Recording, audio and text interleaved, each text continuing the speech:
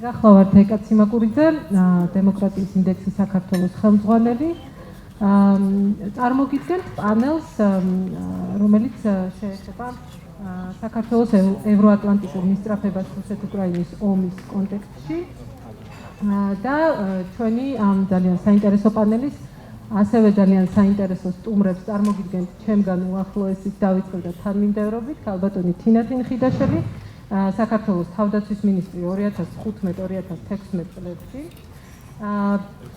ბატონი მარკ კლეიტონი ბრიტანეთის ელჩი საქართველოში, ბატონი ივლიანე ხაინდრავა, ბატონი ივლიანე იყო საქართველოს ეროვნული უშიშროების საბჭოს მდივნის მოადგილე 2014-2018 წლებში, ბატონი თენგიზ ფხალაძე, ასოცირებული პროფესორი საქართველოს საზოგადოებრივ საქმეთა ინსტიტუტში და ბატონი კახაბერ ქემოკლიძე, საქართველოს ეროვნული უსაფრთხოების საბჭოს აპარატის უფროსი 2019-2021 წლებში. ჩვენი ორგანიზატორების ძალიან დიდი სურვილი იყო, რომ საქართველოს ხელისუფლება ყოფილიყო ამ პანელზე წარმოდგენილი დღეს და გაჟღერებულიყო მათი პოზიციებიც ამ საკითხებთან დაკავშირებით. შევთავაზეთ მონაწილეობა საქართველოს თავდაცვის მინისტრის პირველ მოადგილეს, ქალბატონ ჩიქოვანს, თუმცა სხვა კონფერენციაში მონაწილეობის გამო მან ვერ შეძლო დღეს აქ მოსვლა. იყო საუბარი, რომ სამინისტროს სხვა წარმომადგენელი მიიღებდა მონაწილეობას, თუმცა საბოლოო ჯამში, როგორც ჩანს, ესეც ვერ მოხერხდა. რაც შეეხება, გადავიდეთ ხა უშუალოდ თემაზე. დავიწყოთ საუბარი პირველ რიგში უფრო ზოგადი საკითხით, ასე ვთქვათ. ეს არის საქართველოს და ნატოს ურთიერთობა, რომელიც 10 წლეულებს ითვლის უკვე და რომელიც საქართველოს დამოუკიდებლობის აღდგენის პერიოდიდან იწყება. ერთგვარი გარდატეხა იყო 2008 წელს, როდესაც ბუქარესტის სამიტზე მიღწეული იქნა შეთანხმება, რომ საქართველო გახდება ნატოს წევრი ქვეყანა, იმ პირობით, რომ ის დააკმაყოფილებს რიგ აუცილებელ მოთხოვნებს და ამის შემდეგ დღემდე საქართველოს ნატოს თანამშრომლობა გრძელდება სხვადასხვა პრაქტიკულ თუ პოლიტიკურ დონეზე. თუმცა დღეს უკვე შეცვლილ გეოპოლიტიკურ ვითარებაში, როდესაც რუსეთი აწარმოებს ომს უკრაინაში, მნიშვნელოვანია ხაზი გაესვას და უბრალოდ უნდა ვთქვა ის, რომ საქართველოს და უკრაინას ძალიან ბევრი რამ აქვს საერთო. ეს არის მათი სავაჭრო-ეკონომიკური ურთიერთობები, შავი ზღვის აუზი, ის რომ ჩვენ ორივე ქვეყანას გვაქვს საბჭოთა წარსული და პოსტსაბჭოთა სივრცისთვის დამახასიათებელი თავისებურებები, ის რომ კრემლი თანაბრად კაფიოდ და მკაცრად ეწინააღმდეგება ორივე ქვეყნის ევრო-ატლანტიკურ კურსს და რაც მთავარია რუსეთის მიერ როგორც საქართველოში, ასევე უკრაინაში ოკუპირებული ტერიტორიები. ამ ყველაფრის ფონზე მინდა გთხოვოთ პანელისტებს, რომ გამოეხმაუროთ საკითხს იმასთან დაკავშირებით, ორ საკითხს პრინციპში. პირველი არის რა ცვლილებები შეაქვს არსებულ ვითარებას რუსეთის მიერ წარმოებულ ომს უკრაინაში, ზოგადად ნატოს გაფართოების პოლიტიკაში. დღეს რა ვითარება არის ამ კუთხით, იმიტომ რომ ვიცით, რომ დინამიკაში არის პროცესები და ძალიან სწრაფად იცვლება ყოველდღიურად რაღაცა ახალს იგებთ. და მეორე მხრივ ძალიან საინტერესოა საქართველოს პერსპექტივას როგორ უყურებთ ახლა თქვენ ნატოში გაწევრიანების, ნატოსთან დაახლოების თუ ინტეგრაციის კუთხით და განსაკუთრებით საინტერესო იქნება ხომ არ ხედავთ და ხომ არ გაქვთ მოლოდინი, რომ უკრაინის ნატოში გაწევრიანების საკითხი იქნება განხილული საქართველოსგან ან გნებავთ ასოცირებული ტრიოსგან განცალკევებულად. პირველ რიგში მაშინ ბრიტანეთის ელჩს ვთხოვ, რომ გამოეხმაუროს ამ საკითხს. Does that work? Okay, well, first of all, thank you very much for that introduction, and as everyone has said, good to see everyone here. Thank you very much for the organisers of the conference, because I think this is an absolute perfect time to discuss some of these really key issues. I think just a few words then in terms of the context in which we're discussing these issues, what Ukraine means for Georgia and the current and future prospects for Georgia's Euro-Atlantic aspirations. It's really clear, and everyone has said it so far, Russia's unprovoked illegal invasion of Ukraine is the biggest shock to European and global security in decades. It has proved to be, for Russia, I think, the strategic mistake that Western partners and allies warned it would be. Russia's invasion has been met with unprecedented international diplomatic isolation, an unprecedented package of sanctions, all designed to impose costs on Russia's economy and deprive its military of resources, and it's united NATO allies and those beyond in a way that we haven't seen before. Huge numbers signing up to support Ukraine militarily, economically, and with humanitarian assistance. The repercussions are already global, and they will continue to pan out in the future. We're seeing the impact right now on food supplies, on energy costs, and of course the changing role of international institutions, many of which now operate without Russia. I think more locally, the unprovoked invasion has had huge direct consequences for the whole Black Sea region. So the UK government has been really clear that we need a new approach to global security, and in particular in the Euro-Atlantic region, because I think we've all seen that the institutions that were designed to protect peace and prosperity have really failed to deliver, and have certainly failed to protect Ukraine. So my government's very clear that we need a new approach that blends hard security and economic security, and that is rooted in stronger alliances, where free nations are more assertive in defending their sovereignty and freedom, and we fervently hope and believe that Georgia can play its full part in that new approach. Whenever I speak to a Georgian audience about Ukraine, I'm always acutely aware that Georgia has been here before. Of course, Georgia's been under consistent pressure since 2008, with hybrid attacks, be it in the form of borderization and illegal detention of Georgian citizens, economic and political pressure to try and really break the will of the people of Georgia. The UK has been consistently a steadfast supporter of Georgia's sovereignty and territorial integrity and its Euro-Atlantic aspirations, and will continue to use our role in the Council of Europe, in the OSCE and UN to call for Russia to withdraw its troops from Abkhazia and South Ossetia. Like the overwhelming majority of the international community, we don't recognize those breakaways, and we condemn the recent announcement by the South Ossetian authorities to carry out an illegal referendum. But I think the key question at the heart of this, how does war in Ukraine impact on prospects for Georgia's Euro-Atlantic aspirations? It's slightly odd because I talk about how the world has changed, but I think fundamentally, when it comes to this, nothing has changed. I can be really clear that no matter how significant the impact of the war in Ukraine, it hasn't changed the UK government's commitment to supporting Georgia in its Euro-Atlantic aspirations. And that's because fundamentally at the heart of our response to the war in Ukraine is that we stand in support of the Ukrainian people's sovereign democratic choice and their aspirations. And that applies equally, of course, to Georgia.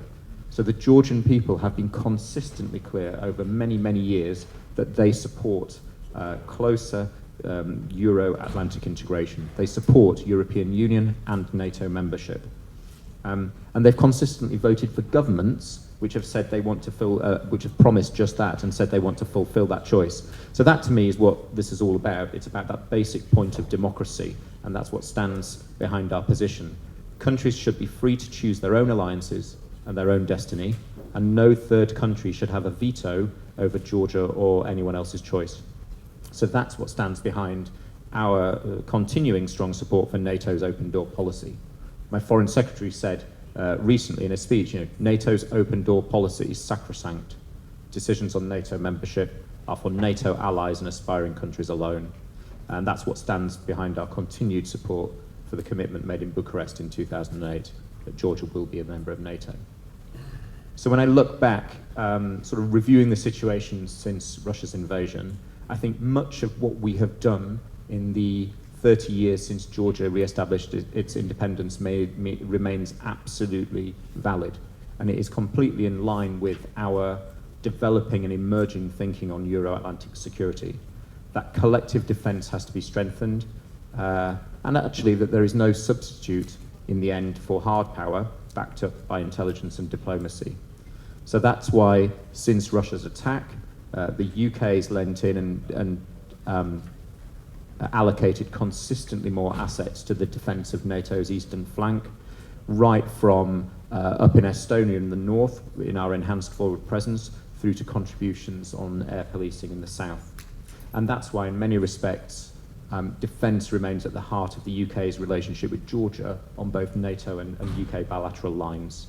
So when it comes to NATO, that support is delivered through commitments under the substantive NATO Georgia package, Deputy Corps Team Leader, consistent support on training, NATO lead on Stratcoms, which is critical. We've seen the importance of communications in the war in Ukraine. But it's also supported on bilateral lines with defence advisors in the Ministry of Defence trying to shape and support institutional reform to get NATO to Georgia to NATO standards. I think the really important thing here, and we've seen in Ukraine, it goes beyond the military and the traditional defence. It's about a whole spectrum approach. So we invest in Georgia in countering disinformation, helping Georgia with its strategic communications, and investing heavily in cybersecurity. So that's what we've done in the past. There's a lot going on. I think we're also clear, since Russia's attack, everyone from my Prime Minister, Foreign Secretary down have been really clear that we need to do more, we need to do everything we can to ensure that countries like Georgia, Moldova, Western Balkans, of course Georgia itself, have the resilience and capabilities to maintain their sovereignty and freedom. The aim should be to get them to NATO standards of defence. So we are leading calls and discussions in NATO to step up practical and political support to Georgia as a matter of priority. I think in the first place, this is about all allies delivering on the commitments that we've already made under the substantial NATO Georgia package. That means implementing reforms, enhancing resilience. We've already agreed the beginnings of this at the April Foreign Ministers NATO meeting, where we agreed a package of additional support. But I think there is a job to be done between now and Madrid to flesh that out.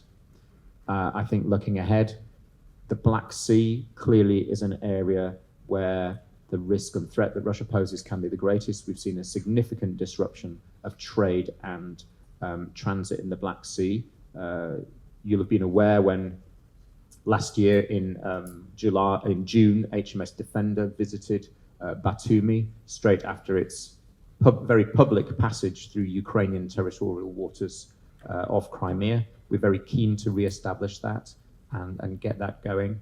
And I think the other thing I would say is that in addition to the military side, Russia's attack really shows we need to operate across all domains. So that's in cybersecurity, in disinformation, Black Sea. When it comes to Georgia, much of the effort there is not actually on traditional defence lines, but it's with your Ministry of Interior. So there is a lot to do. The final thing I would wrap up on, and it picks up on the question which was posed to Andres in the last session about the linkage between EU and NATO. I think there is a lot of support and engagement on offer from the UK and other NATO allies, but I also think there is a place here for Georgia to do its bit. And the hugely significant resistance that Ukrainian defence forces and Ukrainian people have shown is in part down to that consolidation and a whole of society response. So I think the political requirements for NATO membership are not codified in quite the same way as they are for European Union, but I would say that tackling the deep polarization that we see within Georgian politics, accelerating democratic reforms, all of that, continuing the progress on democratic reforms will anchor and strengthen Georgia's democracy and sovereignty against those who would seek to undermine it, and will put Georgia in a better place for Georgia NATO membership. Thank you. დიდი მადლობა.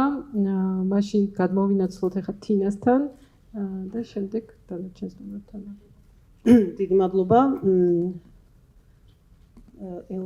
ევროკავშირის ელჩმა თავის გამოსვლის დროს ჩამომდგარი მატარებელი ახსენა და სულ დღევანდელი გადასახედიდან განსაკუთრებით სულ მუდმივად იმაზე ვფიქრობთ, რამდენჯერ გაუშვით შანსი ხელიდან, რამდენჯერ ქონდა სახეზე ეს გაშვებული შესაძლებლობები 2004 წელს, როდესაც დიდი გაფართოება მოხდა, რა თქმა უნდა, ჩვენ ყველა ვფიქრობდით, რომ აი ვარდების რევოლუცია ცოტა ადრე რომ მომხდარიყო, იქნებ მოგვესწრო.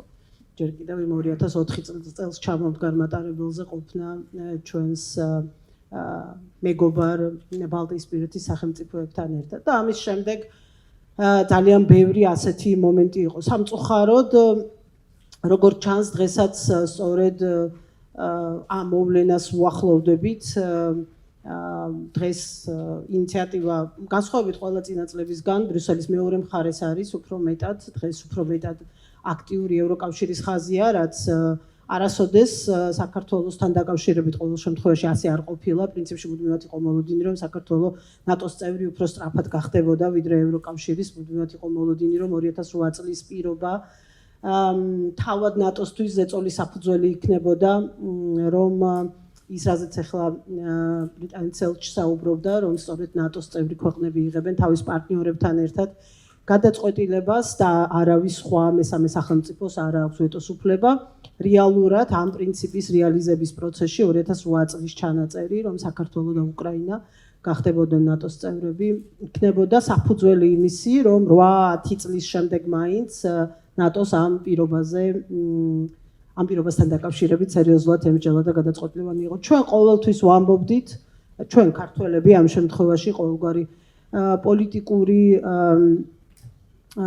პარტიის კუთვნილების მიუხედავად, რომ თავარი ამოცანა, რომელიც უნდა ენახა, ხშირად გვეკითხებიან ხოლმე, რომ აი რატომ, რა შესაძლებლობა არის ნატოსთვის საქართველო, რატომ საქართველო, რა მოაქვს დამატებით საქართველოს.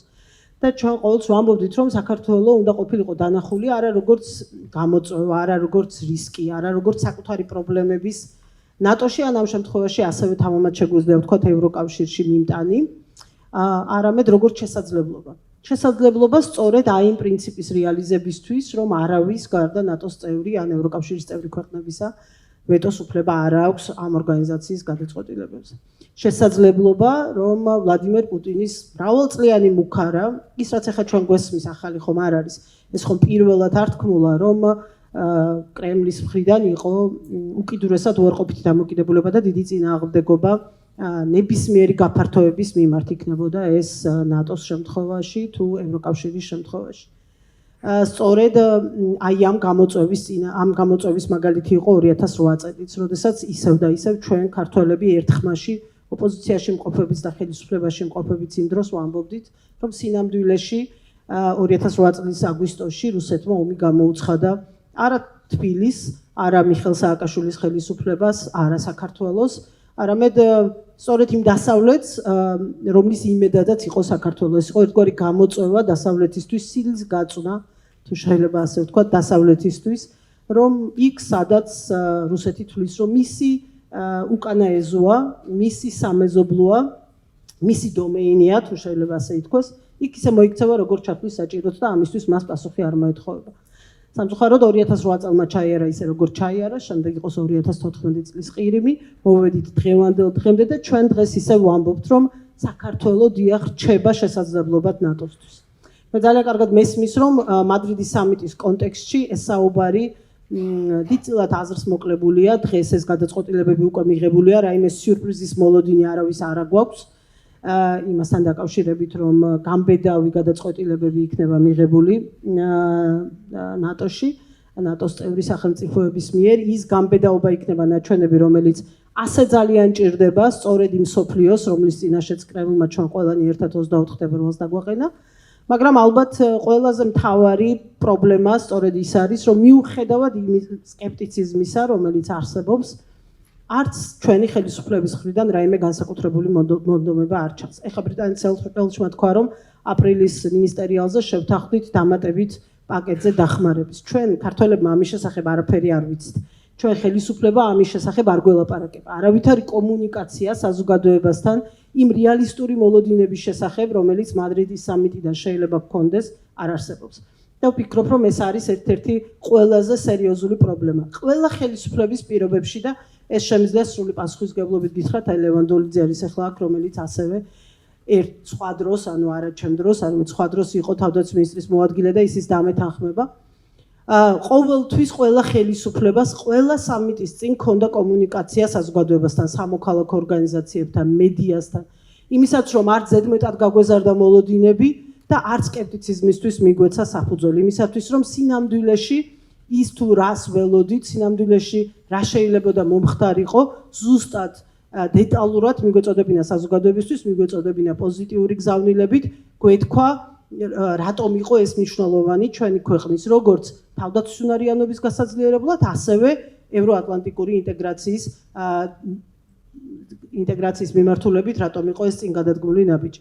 დღეს სამწუხაროდ ამ თვალსაზრისით სერიოზული პრობლემები გვაქვს, იმიტომ რომ ისევ და ისევ არავით არის მსგავსი ტიპის კომუნიკაცია, არავით არის სურვილი იმისი, რომ საზოგადოებაც ამ მხარეს იდგეს, საზოგადოება არ მოიცვას ნიჰილიზმმა და იყოს მიუხედავად შედეგებისა იმედიანად განწყობილი იმ შესაძლებლობების მიმართ, რომელიც არსებობს, ასეთი დამოკიდებულება არ ჩანს. ჩვენ სინამდვილეში რა შეიძლება ველოდოთ, რისთვის შეიძლებოდა გვებრძოლა მადრიდის სამიტის დროს, რა თქმა უნდა, ისევ და ისევ მე დიდი გოგო ვარ უკვე გავიზარდე და ვიცი რომ აღარ უნდა მჯეროდეს განსაკუთრებული ილუზიებში აღარ უნდა ვიყო, რა თქმა უნდა ეს არ იყო წევრობის მოლოდინი, მაგრამ ამასობაში შავი ზღვა იყო აქ ნახსენები და დიახ, შავი ზღვაზე საქართველო როგორც იმედი, ბურჯი, ცველი შავი ზღვის. ეს უნდა ყოფილიყო ჩვენი ამოცანა მადრიდის სამიტის წინ. მაქსიმალური გაძლიერება ჩვენი თავდაცვის და უსაფრთხოების, სწორედ შავი ზღვის უსაფრთხოების კონტექსტში. შავ ზღვაზე საქართველოს სიძლიერის უზრუნველყოფის კონტექსტში. ჩვენ ამის მიღწევა შეგვეძლო. რუსეთის აგრესიამ უკრაინაში უპრეცედენტო ამბები გახადა შესაძლებელი. იქნება ეს უშუალოდ შეიარაღებით დახმარება თუ სხვა ტიპის სამხედრო და თავდაცვის გაძლიერებისთვის დახმარება, რომელსაც ჩვენ ვუყურებთ უკრაინაში. ჩვენ უზარმაზარი სარგებელი შეგვეძლო აქედან მიგვეღო სწორედ შავი ზღვის უსაფრთხოების კონტექსტში, იმ შემთხვევაში თუ აქტიურად ვიმუშავებდით ჩვენს პარტნიორებთან, განსაკუთრებით ჩვენ სტრატეგიულ პარტნიორთან, ამერიკის შეერთებულ შტატებთან და დიდ ბრიტანეთთან, ამ თვალსაზრისით დახმარების მისაღებად მხარდაჭერის აღმოსაჩენად, როგორც თავად ამ ქვეყნებიდან, ასევე ამ ქვეყნების ფასილიტაციით დანარჩენ ევროპულ სახელმწიფოებთან. ისევ და ისევ შესაძლოა რაღაც ხდება ამ მიმართულებით, ჩვენ სამწუხაროდ დანარჩენმა საქართველოს ამის შესახებ არაფერი არ ვიცით. ამიტომ ვფიქრობ, რომ ერთ-ერთი ყველაზე უფრო მთავარი ამოცანა დღეს არის ამ კომუნიკაციის როგორმე უზრუნველყოფა, ის რომ ამ კონფერენციაზეც არ ყავს ხელისუფლების წარმომადგენლები, ამ არარსებული, არ შემდგარი პანელზე ყოველ შემთხვევაში არ შემდგარი კომუნიკაციის ერთ-ერთი მაგალითია და სიამოვნებით დაგითმობთ მიკროფონს ამის სურვილი თუ გაქვთ, იმიტომ რომ ჩვენთვის ძალიან მნიშვნელოვანია მოვისმინოთ ქართული ოცნების პოზიციები, ის არის დღეს ჩვენი ქვეყნის ხელისუფლება, ის წარმოადგენს საქართველოს ბრიუსელის ორივე მხარეს მოლაპარაკებებში, იქნება ეს ევროკავშირი თუ ნატო და შესაბამისად ძალიან ღირებულია და მნიშვნელოვანია ვიცოდეთ ერთი რა გზავნილებით მივდივართ და მეორე რეალისტურად რა მოლოდინები შეიძლება გქონდეს. დიდხანს რომ აღარ გავაგრძელოთ, მე ვფიქრობ, რომ მიუხედავად იმისა, რომ ძალიან ცოტა დროა დარჩენილი მადრიდის სამიტამდე, შანსი ჯერ კიდევ არსებობს სერიოზული, ისევ და ისევ ჩვენი სტრატეგიული პარტნიორებისგან სერიოზული მხარდაჭერის არსებობის პირობებში, რომ მივიღოთ რაც შეიძლება მეტი ერთადერთი ამოცანით. ამჯერად არა წევრობისთვის, მაგრამ ერთადერთი ამოცანით, რომ ჩვენი თავდაცვა და უსაფრთხოება იყოს იმაზე უკეთეს მდგომარეობაში, ვიდრე ის არის დღეს და ეს იყოს ასევე არა დამალული და ფარული, არამედ ნათელი ყველასთვის, მათ შორის რა თქმა უნდა პირველ რიგში ჩვენი მოწინააღმდეგეებისთვის. დიდი მადლობა კიდევ ერთხელ და რა თქმა უნდა ველოდები დისკუსიას და კითხვებს თქვენგან სიამოვნებით. მადლობა თინა, გადავიდეთ ბატონ ივლიანესთან. მადლობა. შევეცდები კითხვებს მიყვე ზედმიწევნით. საბოლოო შედეგებზე საუბრისა უკრაინის წინააღმდეგ რუსეთის მიერ წარმოებული ომისა საუბარი ჯერ ნაადრევია. მათ შორის იმიტომ, რომ ნატოს შიგნით მისი წევრების მნიშვნელოვან ნაწილში მიმდინარეობს რუსეთის ფენომენის გადააზრების პროცესი. ბრიტანეთს ეს არ ეხება, იმიტომ ბრიტანეთს ისტორიულად არ ქონია ილუზიები რუსეთთან დაკავშირებით. მაგრამ არიან ქვეყნები და მთავრობები, ვისაც ასეთი ილუზიები ჰქონდა. თუმცა უკვე არის კონკრეტული, გრანდიოზული, მე ვიტყოდი, შედეგებიც. უკრაინის წინააღმდეგ რუსეთის აგრესია ნატოს გაფართოებას, თანაც გარკვეული თვალსაზრისით უპრეცედენტო გაფართოებას გამოიწვევს, იმედია თურქეთი არ დაბლოკავს საბოლოოდ ფინეთის და შვედეთის გაწევრიანებას ნატოში და უპრეცედენტო არის ის იმ თვალსაზრისით, რომ შვედეთი არის ორსაუკუნოვანი სამხედრო ნეიტრალიტეტის მქონე ქვეყანა და ამ ვითარებაში არჩია ნატოში გაწევრიანება. ხოლო ფინეთი არის ქვეყანა, რომელსაც 75 წლიანი სპეციფიური თავისებური პოლიტიკა ჰქონდა ჯერ საბჭოთა კავშირის და მე რუსეთის მიმართ, რომელიც განსხვავებული იყო დანარჩენი დასავლეთის პოლიტიკისგან და რომელსაც კეთილმეზობლური პოლიტიკა შეიძლება ეწოდოს. და დღეს ეს ორივე ქვეყანა დგას ნატოს ზღურბლზე და იმედია ამ კარს მათ გაუღებენ. ეხლა ამის შედეგად რუსეთ-ფინეთის საზღვრის ხარჯზე საკონტაქტო ხაზი ნატოსა და რუსეთს შორის გაიზრდება 1300 კილომეტრით. ეს არის ფინეთსა და რუსეთს შორის საზღვარი. ანუ ნატო იმედია სავსებით მართებულად უგულებელყოფს, დემონსტრაციულად უგულებელყოფს რუსეთის ფარისეულურ პარანოიდულ წუხილს მის ტერიტორიასთან ნატოს მიახლოების თაობაზე. შესაბამისად, ამ ვითარებაში კითხვა და საქართველოს რატომ არა, ჩემის აზრით რაღაცა სერიოზულ საფუძველს და არგუმენტირებულ საფუძველს კარგავს, მით უფრო რომ ჩვენ ხშირად გვესმის, განსაკუთრებით სამხედრო სპეციალისტებისგან და განსაკუთრებით მაშინ, როდესაც ქართველი ჯარისკაცები იღუპებიან ნატოს ეგიდით წარმოებულ მისიებში, რომ ჩვენ სავსებით შევესაბამებით ნატოს, ასე ვთქვათ, სტანდარტებს. და კიდევ ერთი მომენტი, ფინეთის და შვედეთის დაჩქარებული მიღება, რომელიც იმედია დაჩქარებულად, ასე ვთქვათ, წარიმართება, პრინციპში უნდა დაასრულოს სხვადასხვა მაპის თემის გამოყენების მცდელობები, იმიტომ თურმე მაპის გარეშეც არხეინად შეიძლება მიღება. ეხლა მე არ ვედრები არც შვედეთს და არც ფინეთს. მრავალი პარამეტრით, ასე ვთქვათ, არ ვედრები. მაგრამ იც რაც თინამ თქვა, შავი ზღვა, ადგილმდებარეობა, დემოკრატიაში რა თქმა უნდა გვაქვს პრობლემები, მაგრამ სამხედრო თვალსაზრისით ყოველ შემთხვევაში ასეთი კრიტიკა ჩვენ იშვიათად გვესმის. ამიტომ აი ეს სამივე პარამეტრი, ასე ვთქვათ, რა თქმა უნდა, ჩემის აზრით ერთმნიშვნელოვნად ზრდის საქართველოს შანსებს და აქტუალურს ხდის ჩემის აზრით ნატოში საქართველოს გაწევრიანების საკითხს. ეხლა მეორე თემა, მეორე მხარე ამისა. ეხლა ვიდრე ომი მიმდინარეობს უკრაინაში, მისი გაწევრიანება ნატოში წარმოუდგენელია, რადგან რუსეთის ფენომენის გადააზრების პროცესი ნატოში და დასავლეთში ბოლომდე აშკარად არ მისულა და ომის დროს უკრაინის გაწევრიანება ნატოში ეს არის რუსეთისთვის ომის გამოცხადება. არსებითად და ნატო თავისი ყველა წევრით ამაზე არ წავა. იმაზე თუ რა ჩაიწერება საბოლოოდ იმ სამშვიდობო შეთანხმებაში, რომელიც ადრე თუ გვიან იქნება მიღწეული, ან რაღაცა ეკვივალენტურ დოკუმენტში, ბევრი რამე იქნება დამოკიდებული ამ თვალსაზრისით უკრაინის მომავალი. ეხლა მოლდოვასაც შეეხება, მოლდოვა კონსტიტუციურად ბლოკგარეშე სტატუსის ქვეყანა არის და ნატოში წევრების ლიანდაგებზე გადაწყობას, თუმცა ეს ფიქრები იყო და ეხლა გაძლიერდა, მაგრამ ამას წლები და შესაბამისი პროცედურები დასჭირდება.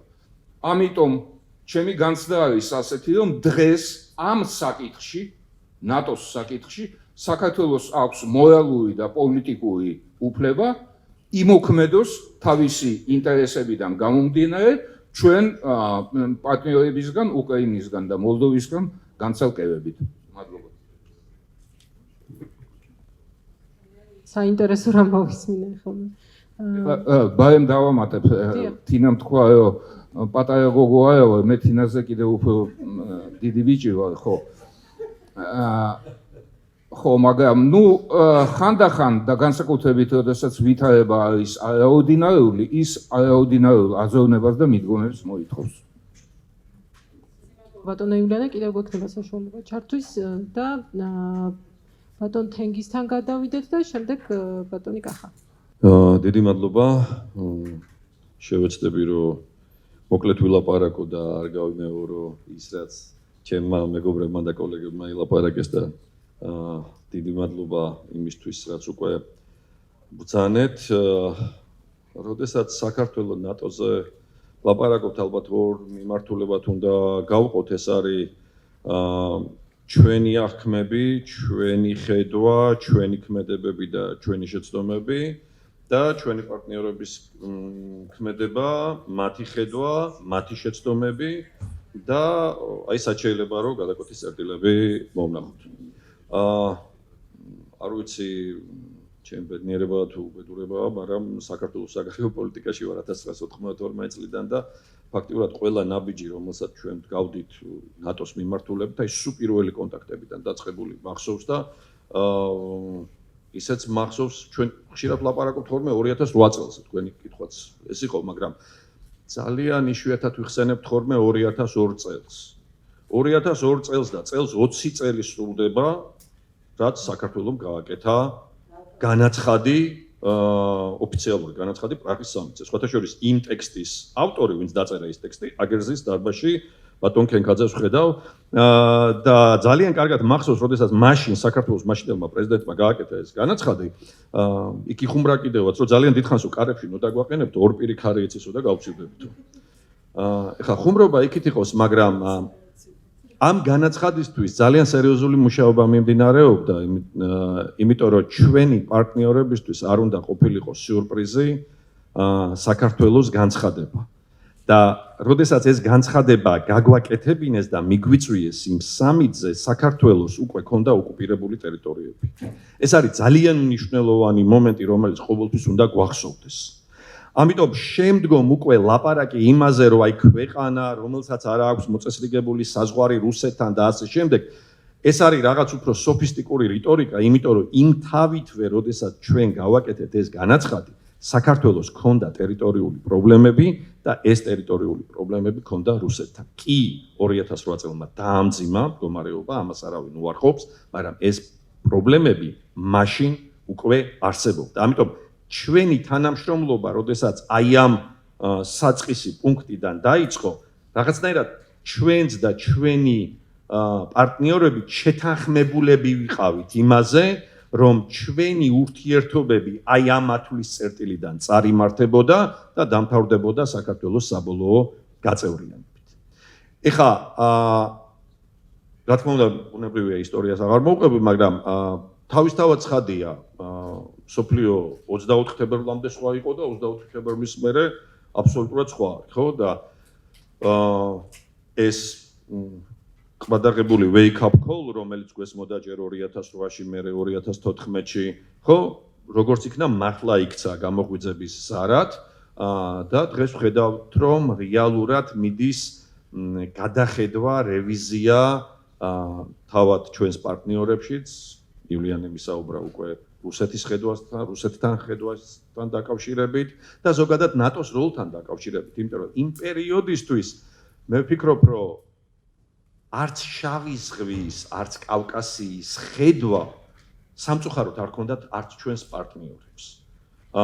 და მკაფიო აღქმა იმისა, თუ კონკრეტულად როგორ უნდა მოხდეს აი ამ ქვეყნის საქართველოს, უკრაინის ინტეგრაცია ალიანსში, აი ეს მკაფიო ხედვა არ არსებობდა.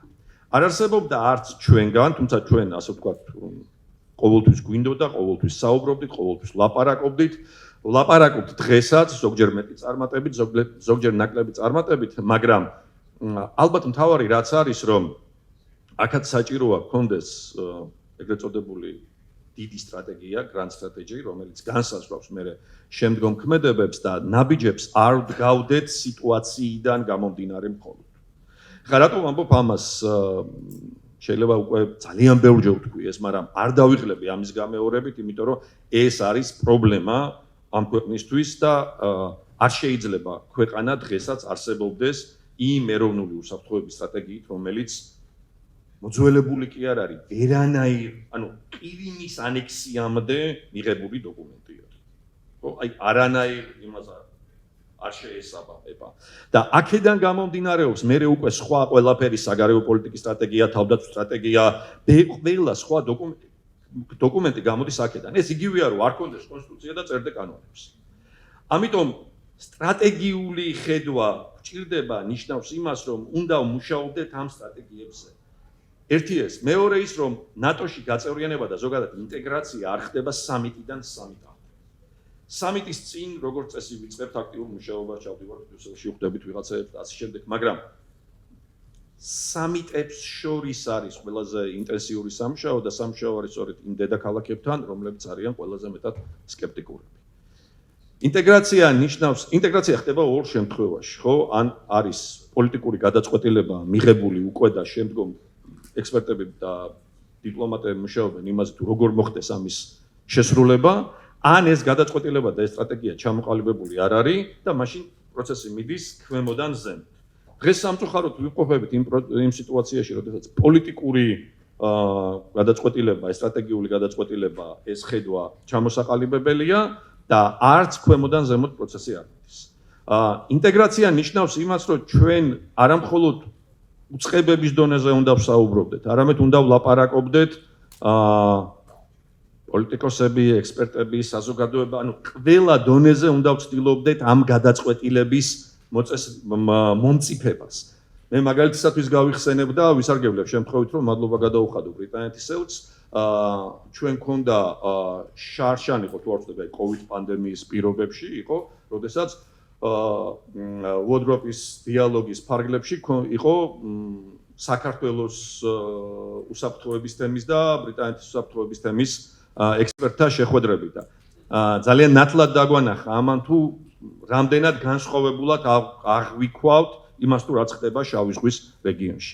ამიტომ ეს გადაწყვეტილებები მით უმეტეს როდესაც ნატო მუშაობს შავი ზღვის სტრატეგიაზე, მუშაობს ახალი ხედვის შექმნაზე და ასე შემდეგ, აუცილებელია ამაში ჩვენი ძალიან აქტიური ჩართულობა და ზოგ შემთხვევაში იმ შესაძლო განვითარების სცენარების შეშველებაც, რაც შეიძლება ჩვენთან განვითარდეს. იმიტომ რომ ზოგ შემთხვევაში სიტუაცია კარგად ჩანს შორიდან, მაგრამ ზოგ შემთხვევაში რაღაცა დეტალები ახლოდან უფრო კარგად ჩანს და ამ შემთხვევაში ჩვენი აქტიურობა არის ძალიან საჭირო და მნიშვნელოვანი.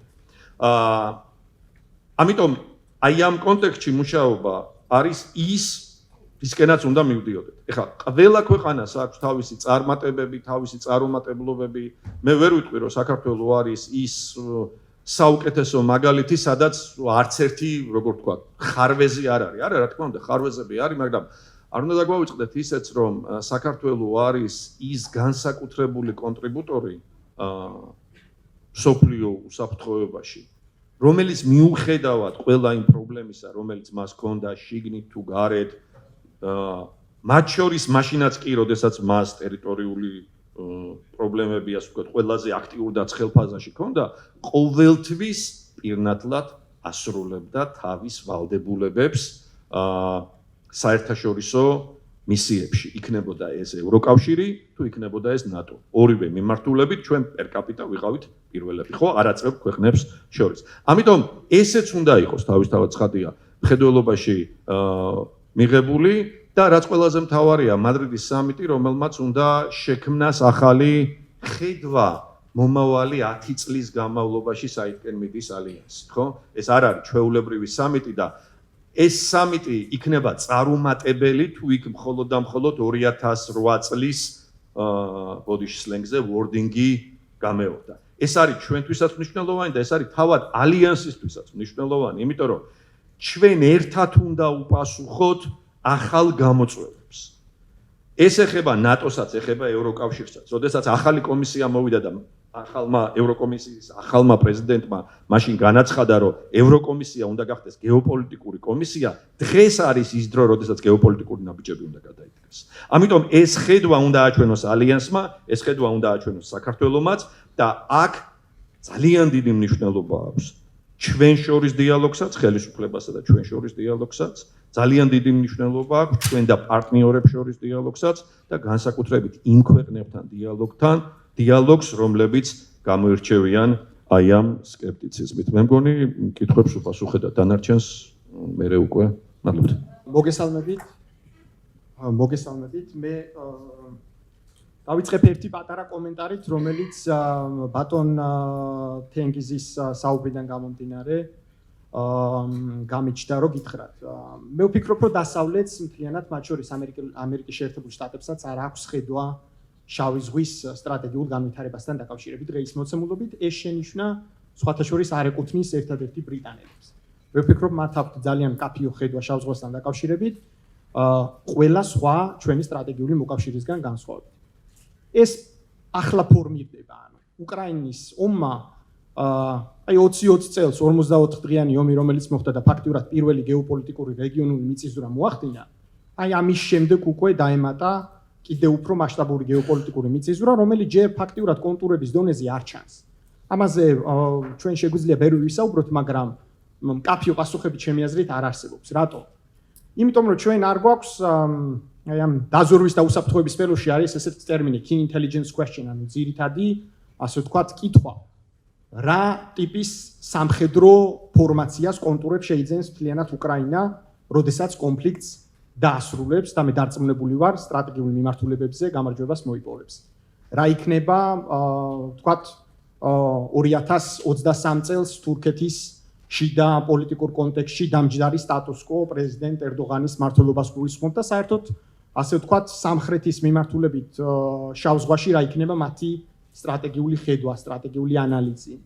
მე ვფიქრობ შავ ზღვაზე ჩვენ ახლა მთელ შავ ზღვას გადაჭარბებული იქნება აბსოლუტურად რომ ვისაუბროთ რაღაც განსაკუთრებული ამბიციები გვაქვს ან შესაძლებლობები ამბიციებს თავი დავანებოთ, მაგრამ აღმოსავლეთ ფლანგზე ჩემი აზრით საქართველოს აქვს ნამდვილად დიდი შესაძლებლობის ფანჯარა, რომ როგორც მინიმუმ რუსეთის ოჩამჩირეს საზღვაო ბაზა გადაკეტოს ამ სიტყვის პირდაპირ მნიშვნელობით და მეშვიდე სამხედრო ბაზა გუდაუთაში მთლიანად გაანეიტრალოს, მათ შორის იმ ინფრასტრუქტურული განვითარებით, რომელიც ჩვენ შეგვიძლია მივიღოთ აი ამ ასე ვთქვათ გეოპოლიტიკური ქაოსის დასრულების შემდეგ.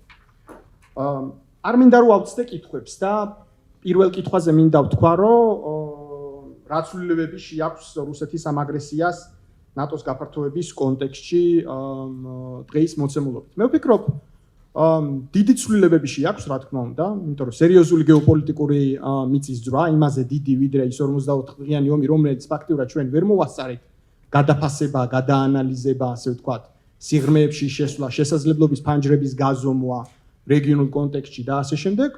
მე ვფიქრობ, ეს შესაძლებლობის ფანჯარა მთლიანად უკრაინისთვის, საქართველოსთვის, შესაძლოა მოლდოვისთვისაც კი შიდა პოლიტიკურ კონტექსტს გააჩნია, როგორ დაჯდება იქ სტატუს-კვო, შესაძლოა გაიხსნას.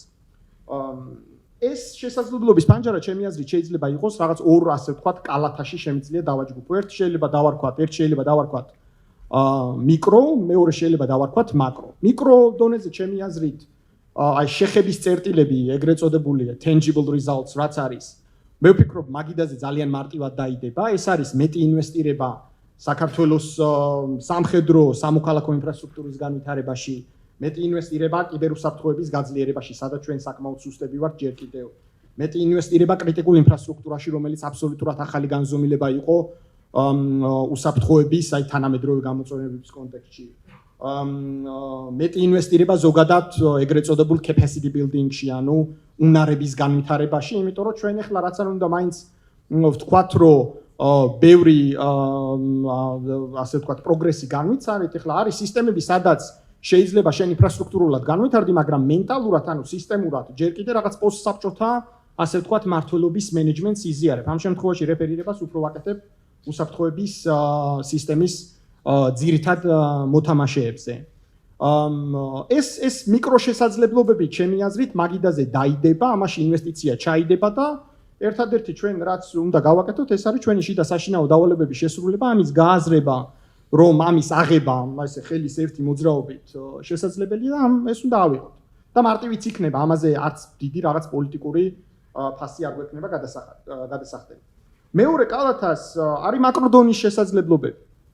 მაკროდონის შესაძლებლობებს მე გარკვეულწილად გაყრით შევეხე, მაგრამ ეს ისევ და ისევ შეეხება საქართველოს დიდი ფუნქციური როლის პოვნას შავი ზღვის აღმოსავლეთ ფლანგზე და შავი ზღვას შეგნებულად ვახსენებ, იმიტომ რომ ეს არის სწორედაც ის აი ტრამპ კარდი, ასე ვთქვათ, კოზირი, ჯოკერი, ერთი მაინც, რომელიც ჩვენ ხელში გვიჭირავს და რომლის მიმართ ინტერესი არსებობს. ახლა საქართველოს სამხედრო ინფრასტრუქტურული შესაძლებლობები რაღაც განსაკუთრებული არ აქვს, მიუხედავად იმისა, რომ ჩვენ რა თქმა უნდა ეფექტიანები ვიყავით ISAF-ის მისიაში, მაგრამ დღეს ახლა სუფთა ფუნქციურად, რაოდენობრივად, სამხედრო სტრატეგიულად, მძიმე ტექნიკის რაოდენობით, საჰაერო სისტემების, ანტისაჰაერო სისტემების არსებობით და ასე შემდეგ, ახლა ჩვენი შესაძლებლობები დიდი არ არის, სამწუხაროდ. მაგრამ ჩვენ გვაქვს ფუნქციური სამომავლოდ შესაძლებლობის ძალიან დიდი გეოპოლიტიკური ფანჯარა ჩემი აზრით, რომელიც რეალურად ამოქოლავს ამ სიტყვის პირდაპირი მნიშვნელობით აღმოსავლეთ ფლანგს. და ამის ინტერესი დღეის მოცემულობით დიდ სახელმწიფოებში უკვე არსებობს. ჩემი აზრით ამის ძალიან მკაფიო დასტურია ის აქტივობები, რომელიც სხვადასხვა სტრატეგიულ მოკავშირეებს გააჩნიათ. მე ვფიქრობ, რომ რაც მალე გაიაზრებენ აი ამ ასე ვთქვათ, შავი ზღვის როლის ეფექტიანობას და მათ შორის იქ არსებულ სირთულეებს, რომელიც ახლა ამ ომამდე 24 თებერვლამდე რუსები სერიოზულ პრობლემას გვიქმნიდნენ ჩვენ ისევ როგორც უკრაინელებს, აი ამ ეგრეთ წოდებული area denial ზონების შექმნის პრეცედენტებით, ანუ რას აკეთებდნენ, ხო, ანუ კეტავდნენ კონკრეტულ კვადრატებს და ეს არა მარტო სამხედრო, ასე ვთქვათ, გემების გადაადგილებას აფერხებდა, ამიტომ სუფთა ეკონომიკურ პრობლემებს გვიქმნით და ჩვენ უკრაინელებს ზოგ შემთხვევაში სხვა, ასე ვთქვათ, სახელმწიფოებს, მათ შორის რუმინელებს და ბულგარელებს. ამიტომ მე ვფიქრობ, რომ პირველი მიზანი და ამოცანა აი ამ შესაძლებლობის ფანჯრის გახსნის ფონზე არის ის, რომ ჩვენ გადავიაზროთ სტრატეგიული როლი საქართველოსი რა იქნება შავ ზღვაში. ბ ჩვენ შევასრულოთ საშინაო დავალებები, ავატალახოთ დასავლეთის, მათ შორის სკეპტიკური დედაქალაქები, იმით რომ იცით რა ჩვენ შეგვიძლია ნამდვილად აღმოსავლეთის ფლანგის დაცვის გაძლიერება ამ სიტყვის პირდაპირი მნიშვნელობით, რაც ჩემი აზრით დღეს სამწუხაროდ არ კეთდება. ჩვენ ავატალახოთ დასავლეთის დედაქალაქები არა მარტო პოლიტიკურ დონეზე, არამედ ზოგადად აი think tanks და ეგრეთ წოდებული opinion maker-ების დონეზე, რომ ეს ადამიანები დავარწმუნოთ, რომ იცით რა, საქართველოს პატარაა, მაგრამ აი შედარებითი უპირატესობის თეორია რომ არსებობს ეკონომიკაში, ანუ ჩვენ შეგვიძლია ნამდვილად გამოვიყენოთ ეს შედარებითი სტრატეგიული უპირატესობა აღმოსავლეთ ფლანგზე და გარკვეულწილად მოგვეხმარე თამაში და ეს უნდა დავიწყოთ პირველ რიგში სკეპტიკური დედაქალაქებით, ბერლინით, პარიზით და ასე შემდეგ და ასე შემდეგ. ამერიკელებს ყველაზე ნაკლებად დასჭირდებათ ამის დარწმუნება, იმიტომ რომ რეალურად იქ აი დიდი სტრატეგიული ანალიზი დარწმუნებული ვარ. დღეს იქ ამაზე უკვე ფიქრი დაწყებული. მე მინდა რომ მეორე კითხვასაც შევეხო და არ გამომრჩეს საქართველოს პერსპექტივას როგორ უყურებთ. ძვირფასმა პანელისტებმა ვფიქრობ ძალიან ამომწურავი და კარგი პასუხები გასცეს ამასთან დაკავშირებით, მაგრამ ერთს დავამატებდი, უпроსტოდ გავიმეორებდი. არავინ შენს გასაკეთებელს დედამიწის ზურგზე არ გააკეთებს. არც ვაშინგტონი, არც ლონდონი, არც ბერლინი, არც პარიზი, არც ბრიუსელი, არც ბალტიის ქვეყნები და ასე შემდეგ და ასე შემდეგ. ეს არის შენი შიდა საშინაო დავალება. ამიტომ და ეს შიდა საშინაო დავალება მიღწევადია მხოლოდ და მხოლოდ მაშინ, როდესაც შენ თვითონ ამ შემთხვევაში ხელისუფალ გულისხმობ, რომ იჯერებ, რომ ამ მიზნის მიღწევა შესაძლებელია. მე მაქვს ძალიან სკეპტიკური განცდა იმასთან დაკავშირებით, რომ დღეს პოლიტიკურ ხელმძღვანელობას ამის თვითონ სჯერა. ამას ახლა დეტალებში ვერ მოგიყვებით, მაგრამ მე მქონია შეხება ისეთ პოლიტიკურ თანამდებობის პირებთან თავის დროზე, რომლებსაც ვატყობდით, რომ ეს არ სჯეროდა. უბრალოდ ჩვენ ვცდილობდით გარკვეულწილად, რომ ისინი დაგვერწმუნებინა, მათ შორის სხვადასხვა არგუმენტებით, რომ ვიცით რა, თქვენ ცდებით. ეს ასე არ არის. ამის პრეცედენტები ყოფილა გეოპოლიტიკაში სტატიკური არაფერი არ არის და ამის ნათელი დადასტურებაა სწორედაც აი ეს უკრაინის გეოპოლიტიკური უკრაინაში წარმობული ომის შემდეგ გახსნილი უდიდესი გეოპოლიტიკური ფანჯრები, ფანჯარა კი არა, ფანჯრები. როგორც ევროკავშირის, ისე ნატოში წევრობის თვალსაზრისით. ამიტომ ამოცანა ნომერი 1 არის ის, რომ აი ბატონი თენგო საუბრობდა და სხვათა შორის სწორი შენიშვნა ნამდვილად უსაფრთხოების კონცეფციასთან დაკავშირებით, მაგრამ ამ შენიშვნას კიდევ უფრო ღრმა შენიშვნასაც წაუმატებდი. ერთია ქართული პოლიტიკის პრობლემა რა არის, იცით? ერთია რომ დოკუმენტში რა წერია, შეიძლება ფანტასტიკური დოკუმენტი გქონდეს, არაჩვეულებრივი კანონები გიწერია დღესაც. ფანტასტიკური კონსტიტუცია გაქვს, მაგრამ მეორე არის რა დონეზე გესმის ეს დოკუმენტი და მესამე არის ზოგადად სტრატეგიულ დონეზე რა არის შენი აი სიღრმე აზროვნების ამ თემასთან დაკავშირებით. შავი ზღვის სტრატეგიულ ამოცანას და გეოპოლიტიკურ როლს კი არა, ელემენტარულ რაღაცებს ჩვენ ვერ ვიაზრებდით სხვადასხვა მთავრობების დონეზე სამწუხაროდ და მე იმედი მაქვს რომ აი ეს გეფები და მსგავსი ტიპის კონფერენციები გარკვეულწილად მინიშნებების დონეზე ყოველ შემთხვევაში ეფექტიანად იმუშავებს გადაწყვეტილებების მიღებების დონეზე მაინც დღეს. დიდი მადლობა ყურადღებისთვის. მადლობა კახა, მადლობა ყველა პანელისტს. აი ახლა რადგან ვისაუბრეთ იმაზე თუ რა შესაძლებლობები არსებობს საქართველოსთვის, გნებავთ რა საფრთხეები არსებობს და ამ ყველაფრის აწონდაწონვის ფონზე საქართველოს ხელისუფლების ან საქართველოს სახელმწიფოს პოლიტიკა რა არის ჩრდილო-ატლანტიკურ ინტეგრაციასთან დაკავშირებით.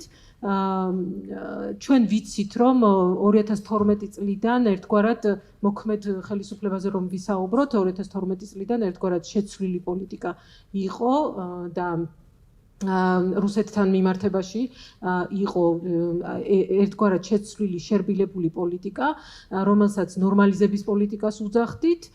დღეს, ანუ უკვე 24 თებერვლის შემდეგ ამ პოლიტიკას დაერქვა ომის თავიდან არიდების პოლიტიკა. უნდა ვივარაუდოთ, რომ შესაძლოა ეს კიდევ უფრო შერბილებულ დამოკიდებულებებს გულისხმობდეს რუსეთთან პოლიტიკის მიმართებაში.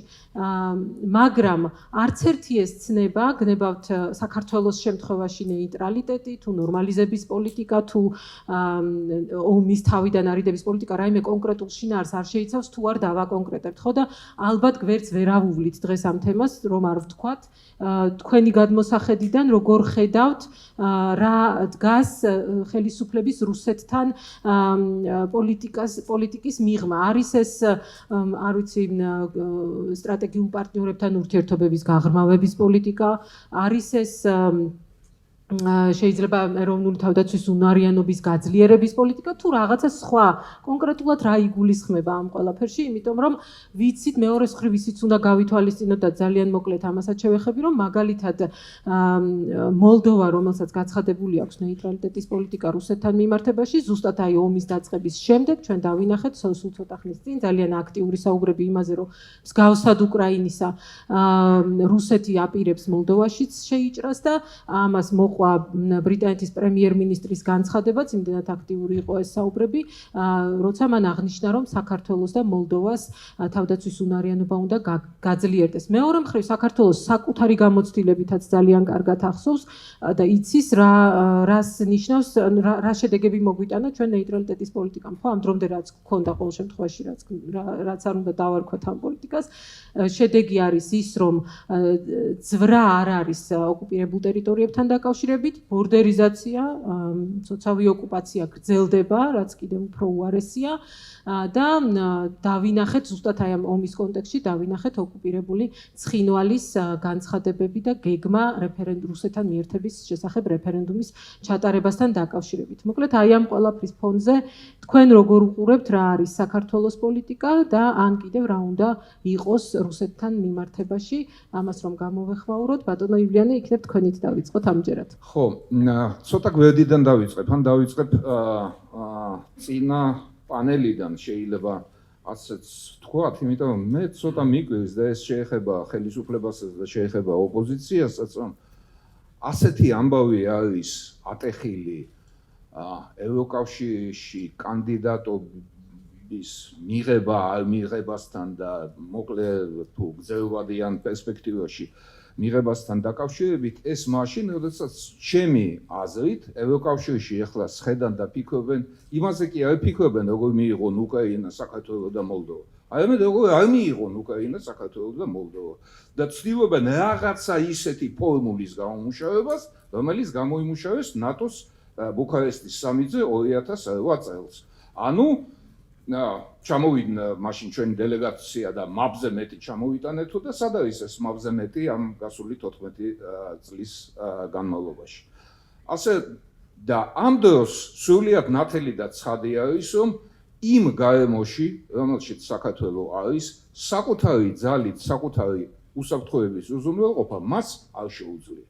აქ უკვე ითქვა ის საკითხები, რის გამოც საქართველოს აქვს ფასი და უნდა კონდეს, ასე ვთქვათ, ნატოს მიმართ ფასი და ასამუშავებელია, ახლა მე ძალიან შორს ვარ იმაზე ისგან ჩვენი უბედურებები და შეცდომები სხვას გადავაბრალო, ეს ჩვენი საკეთებელი, ასე ვთქვათ, გავაკეთოთ, მაგრამ იცით, ნატოსთან დაკავშირებითაც მაქვს მე, ასე ვთქვათ, კითხვები, ხო? თენგომძალა 2002 წლის შემოდგომა იყო პრაღის სამიტი, როდესაც შევადნაძემ თქვა ნატოში გვინდაო. 20 წელიწადი გავიდა, თაობა აღიზარდა. 14 წელიწადი გავიდა აი იმ უღერღილოს სადღეგრძელოს მერე, რომ ნატოს წევრები გახდებითო, თქვენ და უკრაინა და რა დღეში იყო ამის შემდეგ საქართველო და რა დღეში არის, ასე ვთქვათ, დღეს უკრაინა. ბოლოს და ბოლოს ჩვენ გვაქვს გამოცდილება, არა მხოლოდ ჩვენ, როდესაც 101 წლის წინ, ზუსტად 101 წლის წინ დავკარგეთ ქვეყანა, სუვერენიტეტი, ყველაფერი დავკარგეთ, იმიტომ რომ დასავლეთმა ჩვენთვის ვერ მოიცალა. მე მგონი ახლა შეიძლება ასე ვთქვათ ფიქრი იმაზე, რომ მოიცალონ, ასე ვთქვათ, გამოიხედონ მით უფრო, რომ არის ასე ვთქვათ არგუმენტები. მაგრამ აი ითქვა შესავალ სიტყვაში სწორია, ახლა ჩვენ აქ ყველა ნატო ენთუზიასტები ვხედავთ და კითხვაზე როდის ნატო უპასუხებთ გუშინ. ხო? მაგრამ არიან ადამიანები, ვისაც უფრო ფრთხილი დამოკიდებულება აქვს და სხვათა შორის აქვთ არგუმენტებიც საამისოდ, ხო? ითქვა რომ 2008 წელს გაუფრთხილებელმა ნაბიჯებმა რა მოიტანა, ხო? ის ორი ბაზა საქართველოში. არის თითოეული შესაძლებლობები აღემატება, თქვათ, მოლდოვის დნესტრისპირეთში არსებულ რუსულ ბაზას. რეფერენდუმის საკითხი კი დამოკლეს מחვილივით გამოკიდეს ჩვენ თავზე. ოკუპირებული ტერიტორიები და ასე შემდეგ. ხომ მოხდა ისე, რომ აი კახამ სამართლიანად წამოწვია ეს საკითხი. წელიწად ნახევრის წინ აი ყურის ძირში, სამხრეთ კავკასიაში, თვენახევრიანმა ომმა ჩაიარა, რომელმაც შეცვალა ძალთა ბალანსი სამხრეთ კავკასიაში, მაგრამ ამ თვენახევრიანი ომის განმავლობაში ევროკავშირშიც და ნატოშიც ახალ ამბებს ფრონტის ხაზიდან მასმედიიდან ღებულობდნენ. მადლობა ღმერთს, ეხლა ბრიუსელი ასე ვთქვათ გააქტიურდა და ჩვენმა მეზობლებმაც ერთმა და მეორემაც ეხლა სავსებით სამართლიანად მიიღეს გადაწყვეტილება, რომ ევროპისკენ გაიხედონ და აიყვნენ რუსეთის, ასე ვთქვათ, ამარა, იმიტომ რუსეთის ამარა როჩებიან, ვიცით რა შედეგებიც არის. ამიტომ ეს არის გასაკეთებელი არის ყველაფერი. ყველაფერი არის, ასე ვთქვათ, გასაკეთებელი ტექნიკურ დონეზე, თუ იარაღს მოგწვევენ ძალიან კაია, თუ გვასწავლიან თან კიდევ ამ იარაღის გამოყენებას კიდევ უკეთესი და არ ვიცი, ეს ტოტალური თავდაცვის საკითხი, კიბერუსაფრთხო, ყველაფერი არის, ასე ვთქვათ, გასაკეთებელი. მაგრამ მე კვლავინდებურად იმაზე ვისაუბრებ, რომ მხოლოდ ჩვენი გასაკეთებელი არ არის. იმიტომ რომ თუ უკრაინის შემდეგ გაიწირა საქართველოს, ხო? მაშინ სად არის ნატოს ფასეულობები, საერთოდ დასავლეთის პრინციპები, ღირებულებები, როგორ არის ეს? ეს ხო მხოლოდ ასე ვთქვათ კონკრეტულად იმ ქვეყნებს არ ეხებათ, რომლებიც ნატოს წევრები არიან. ეს ხომ პრეტენზია არის დემოკრატიის დაცვაზე. სად იქნება ნატოს ავტორიტეტი, ასე ვთქვათ, ასეთი რამე რომ მოხდეს. უკრაინა გადასარჩენია საკუთრივ ნატოსთვის. საქართველოს უსაფრთხოება უზრუნველსაყოფი არის საკუთრივ ნატოსთვის. მადლობა.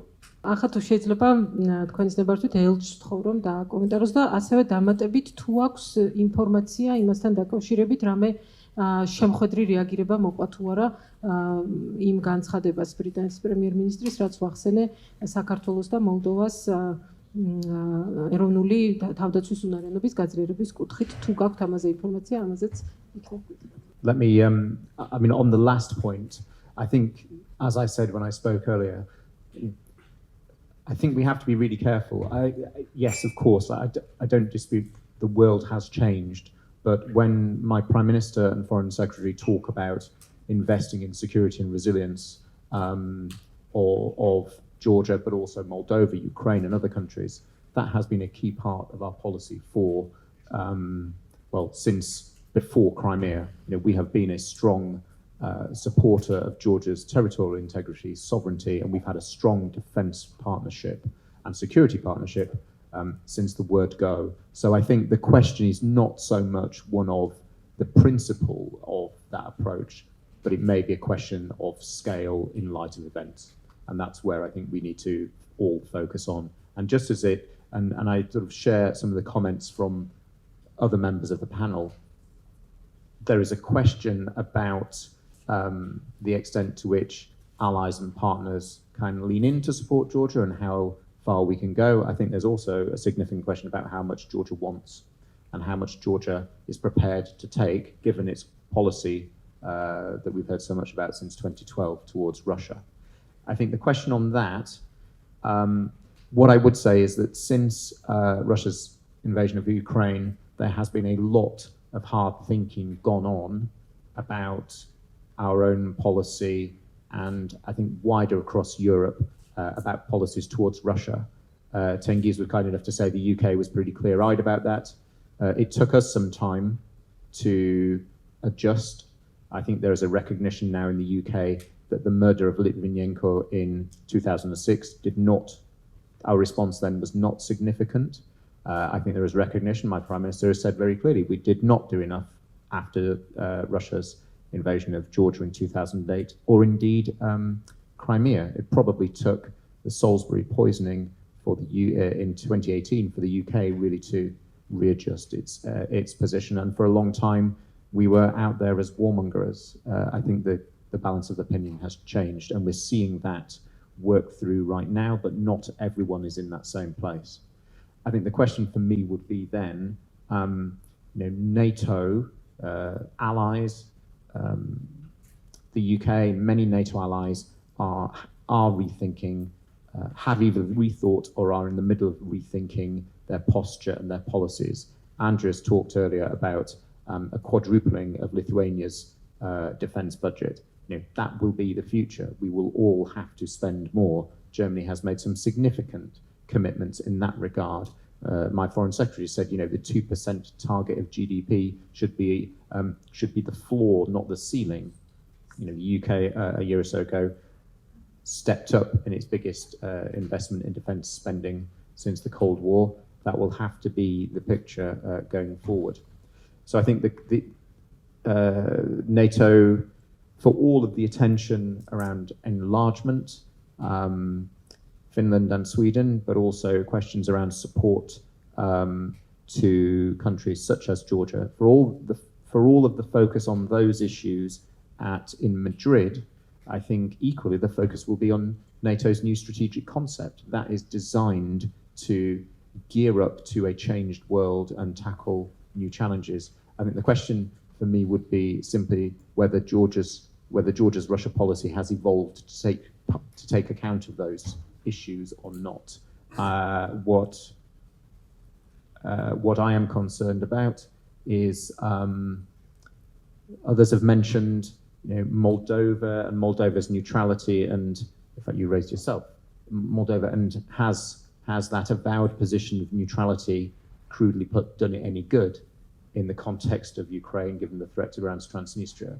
I think that's a fair question for Moldova. I think I would raise the question slightly differently. The real warning bells to me started last year when Putin wrote his lengthy treatise about Ukraine, which called into question the basic right of Ukraine to exist.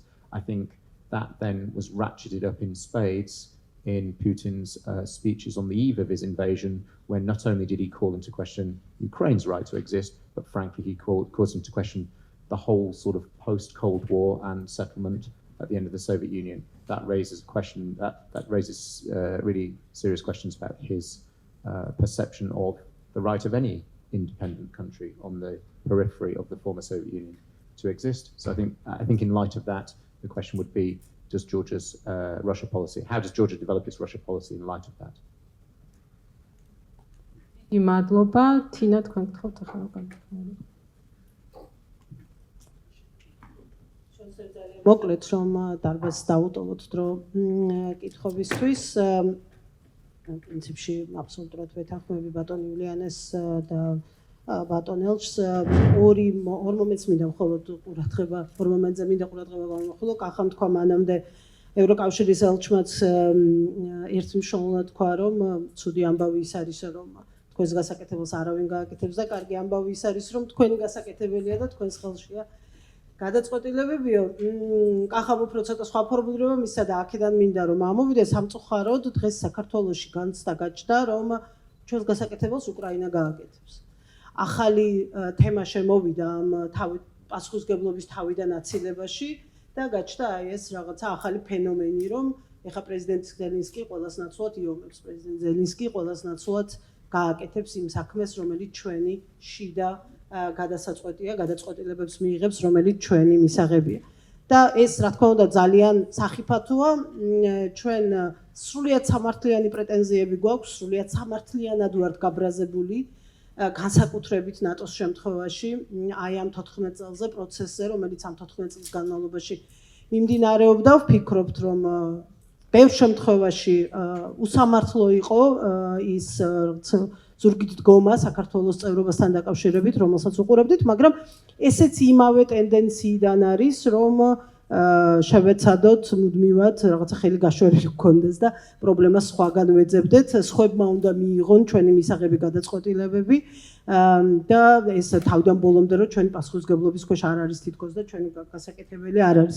არა და სინამდვილეში არის კიდევ ერთი არგუმენტი, რომლის გამოც ვფიქრობ, რომ საქართველოს ისევ იმ კონცეფციას დაუბრუნდები საქართველოსი როგორც შესაძლებლობის და არა როგორც საფრთხის. და ეს არის რა თქმა უნდა ის ეფექტი, რომელიც ისეთი ტიპის ქვეყნის როგორც საქართველოა ნატოში წევრობას მოყვება ჩვენი სამეზობლოსთვის.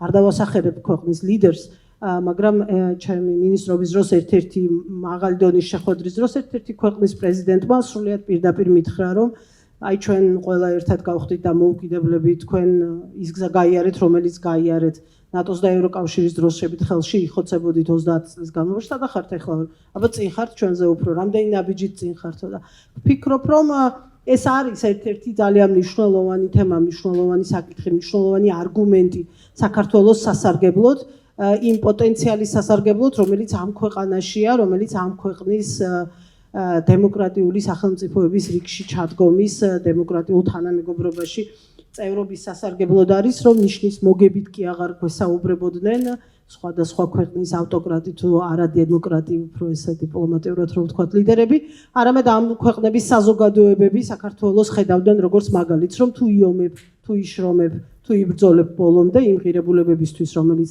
დეკლარირებული გაქვს, წარმატებაც იქნება და უკეთესად იცხოვრებ უფრო მშვიდობიან გარემოში და ბოლოს ამ რუსეთის პოლიტიკასთან დაკავშირებით ორი სიტყვა მინდა ვთქვა. 2012 წელი იყო რამდენჯერმე აქ ახსენები, კი სწორია, რა თქმა უნდა, რიტორიკის დონეზე განსაკუთრებით ხშირად იყო ნათქვამი, რომ პოლიტიკა იყო განსხვავებული, თუმცა ეს პოლიტიკა შეგვიძლია ერთგვარად ორ ნაწილად გავყოთ, ერთი რუსეთთან მიმართებაში პოლიტიკა და მეორე დანარჩენ სამყაროსთან მიმართებაში პოლიტიკა. ვფიქრობ, რომ ამ თვალსაზრისით ევროინტეგრაციის გზაზე ყოველ შემთხვევაში, ევრო-ატლანტიკური ინტეგრაციის გზაზე მე შემიძლია იმ ხელისუფლების სახელით ვილაპარაკო, რომელიც პირველი 4 წელი იყო, ჩვენ ცდილობა არ დაგვიკლია 2016 წლის ვარშავის სამიტი, ამ იყო ვარშავის სამიტისთვის ბრძოლა, ვარშავის სამიტზე შავი ზღვის უსაფრთხოების დეკლარაციისთვის ბრძოლა იყო ერთ-ერთი მაგალითი და გამოვლინება იმისი, რომ ეს არჩევანი და ეს გზა სრულიად ერთმნიშვნელოვნად იყო შეუქცევადი ჩვენთვის და სხვა რაიმე გამოსავალს, სხვა რაიმე შესაძლებლობას, დათმობას ამ თვალსაზრისით საქართველოს ვერ ხედავდა. მადრიდის მიმავალ გზაზე ვნახავთ ჩვენ ამჯერად როგორ არის ამ თვალსაზრისით საქმე, რამდენად პრინციპული, რამდენად ბოლომდე მებრძოლი არის საქართველოს ხელისუფლება დღეს. კიდევ ერთხელ გავიმეორებ, სამწუხაროდ ჯერჯერობით ჩვენ დანარჩენ ქვეყანას ამის შესახებ ინფორმაცია მაინც და მაინც არ გვაქვს. იმედია რომ მეც გავიგებთ, რაც უფრო მოახლოვდება მადრიდის სამიტი, მეტი გვეცოდინება იმაზე თუ რა გეგმა აქვს საქართველოს ხელისუფლებას და მინდა ივლიანეს შევეხმიანო ამით დავასრულო ეს ჩემი ჩართვა. დიახ, ნამდვილად უკრაინის ომი არის იმ ტიპის მოვლენა მსოფლიოში, როდესაც ყველა სტანდარტული მიდგომა, ყველა სტანდარტული პოზიციონირება აბსოლუტურად მოძოლებულია და არაფერში ვარგისი აღარ არის და სრულიად არაორდინალური გადაწყვეტილებების დროა. მე კიდევ ერთხელ გავიმეორებ, რომ ამ თვალსაზრისით დღესაც მიუხედავად ყველაფრისა, დღესაც საქართველოს არის ფანტასტიკური შესაძლებლობა ნატოსთვის დაამტკიცოს, რომ ის საკუთარი პირობის ერთის მხრივ ერთგულია და მეორეს მხრივ დამოუკიდებელია გადაწყვეტილებების მიღების პროცესში. რამდენად იბრძვის ამისთვის საქართველოს ხელისუფლება, არ ვიცი. ვერც ბრალს დავდებ, ვერც მივესალმები, ვინაიდან უბრალოდ არ ვიცით. თუმცა ეს ბრძოლა ნამდვილად გასავლელია და ვფიქრობ, რომ მას ალტერნატივა უბრალოდ არ უნდა გქონდეს. თინა, ახლა გთხოვ თქვენი შეხედულება გაგვიზიაროთ, თუ შეიძლება, რამდენადაც შესაძლებელია მოკლედ, შემდეგ ბატონი თენგის და შემდეგ დარბას მიცემ საშუალებას კითხვები. დიდი მადლობა, მე მინდა გამოვეხმაურო ომის არიდების საკითხს. სხვათა შორის დღეს მოცემულობით ჩემი აზრით ჩვენ რა დონეზე ყველას ეკუთვნის, მაგრამ ზოგადად ხელისუფლება ვერ იაზრებს ის, რომ ომის არიდება ეს არის მისი პოზიტიური ვალდებულება. უნდა გააკეთოს ხელისუფლებამ ყველაფერი იმისთვის, რომ სახელმწიფოს ომი აარიდოს. ოღონდ ისე რომ ამისთვის სუვერენიტეტი და მისი სტრატეგიული მიზნები და ამოცანები არ დათმოს. აი ეს არის ჩემი აზრით მეორე ძალიან მნიშვნელოვანი დაშვება. ერთი კომენტარი მინდა გავაკეთო ამავდროულად აი რუსეთის მიმართ პოლიტიკასთან დაკავშირებით, რომელიც გარკვეულწილად რაღაც აი ამ 2012 წლის შემდეგ დამჯდარ მოცემულობას შეეხო. მე მაქვს პრივილეგია, რომ მემუშავა ორივე ხელისუფლების დროს. ორი განსხვავებული ხელისუფლების დროს, ორი ერთმანეთისგან განსხვავებული სტრატეგიული, ასე ვთქვათ, ხაზიდან გამომდინარე. 2012 წელს მიუხედავად იმისა, რომ რიტორიკა შეიცვალა, დამოკიდებულება შეიცვალა, მათ შორის მაღალი პოლიტიკური თანამდებობის პირების დონეზე. ბორდერიზაციის კუთხით, იცით რამდენი კილომეტრი დაემატა ბორდერიზაციას? 54. იცით რამდენი იყო მანამდე? მანამდე იყო რამდენი? 2 სოფელში. დღეს არის ფაქტიურად, რა ვიცი, აი 40 სოფელზე მეტი ბორდერიზაციის პროცესში. კითხვა, შეიარაღება მე-4 და მე-7 სამხედრო ბაზაში, ისევე როგორც სტრატეგიული ინფრასტრუქტურა და პერსონალი. შემცირდა თუ გაიზარდა 2012 წლის შემდეგ? გვაქვს პასუხი? გაიზარდა. სამხრეთის სამხედრო ოლქში პირველი, ვისაც აიარაღებდნენ უახლესი მოდიფიცირებული ტექნიკით, რომლის უდიდესი ნაწილი სხვათა შორის მადლობა უკრაინელებს, რომ დღეს განადგურებულია 58 არმიის ჩათვლით, იყო სწორედაც მე-4 და მე-7 სამხედრო ბაზაში და პასუხი იმასთან დაკავშირებით, რომ რაციონალი არის თუ არა რუსულ საგარეო პოლიტიკაში, მათ შორის სამხრეთ კავკასიასთან და საქართველოსთან მიმართებით, პასუხი არის არა, არ არის ამის რაციონალი. ან არის მხოლოდ და მხოლოდ კრემლის გადმოსახედიდან. და ამის ჩემი აზრით არაჩვეულებრივი მაგალითი ამავდროულად იყო უკრაინა თავად. ოღონდ აი ბატონი იანიკოვიჩის დროს. მაშინ ამ ადამიანებს არც ქონიათ ამბიცია, რომ ნატოს წევრი სახელმწიფო გამხდარიყო, მაგრამ მაინც მიიღეს ყირიმის ანექსია და მაინც მიიღეს 8 წლიანი განგრძობიდი ომი და მაინც მიიღეს კიდევ უფრო წარმოუდგენელი გეოპოლიტიკური, ასე ვთქვათ, მიწისძვრა, რომელიც დღეს ხდება.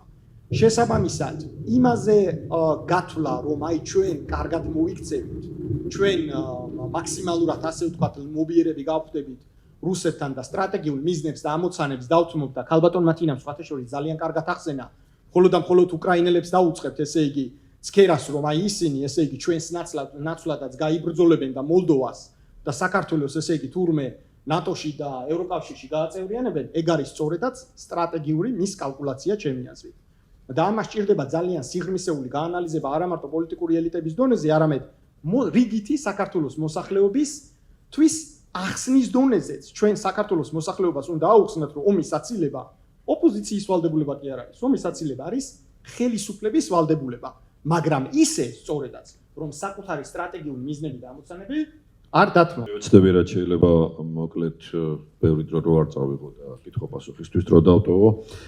ბევრი რამ მითქვა უკვე ეც რა არის ომის და ზოგადად რუსეთთან ურთიერთობის თემა ძალიან გრძნობიარე თემაა, რა თქმა უნდა, ყველა უნდა ვცდილობდეთ იმას, რომ ასე ვთქვათ, დიდი სამხედრო ესკალაცია იქნას თავიდან არიდებული, თუმცა იმავდროულად, როდესაც ვლაპარაკობთ სტრატეგიულ მოთმინებაზე, ძალიან მნიშვნელოვანია, რომ სტრატეგიული მოთმინება ერთ მხარესთან დაბალანსებული იყოს ძალიან დიდი აქტივობით ჩვენს პარტნიორებთან თანამშრომლობაში. ისე უბრუნდები იმას, რაზედაც ვლაპარაკობდით, რომ შესაძლო განვითარების სცენარები უნდა იქმნებოდეს აქ და ამასთან დაკავშირებით ჩვენ ძალიან ინტენსიურად უნდა ვთანამშრომლობდეთ ყველა. ეხლა თავისთავად ცხადია, ინუსებთან ერთად არის პლუსებიც და ბევრი, ასე ვთქვათ, პოზიტიური ნაბიჯი გადადგმულა, ხო, იგივე ჩვენი უსაფრთხოების გაძლიერების კონტექსტში, აგერ ბატონ ლევანდოლიძეს ვხედავ ხა და მახსოვს არსებითი პაკეტის პერიოდში, მაშინ ელჩი იყო ბატონ ლევანი ნატოში და რამხელა ძალისხმევა იქნა გაწეული, რომ ეს პაკეტი ყოფილიყო მიღებული.